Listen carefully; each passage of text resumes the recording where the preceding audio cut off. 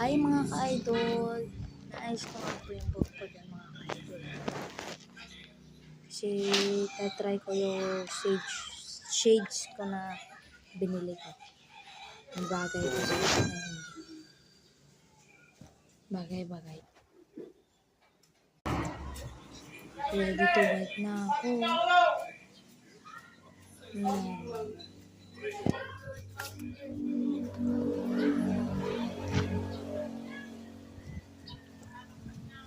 Guys, tinitignan ko yung bike ko pero nandun lang pala sa garage.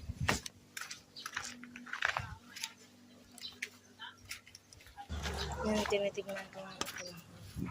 Yan, naka-ready na yung shades ko. Ang ingay dito guys kasi daming motor na dito ako sa may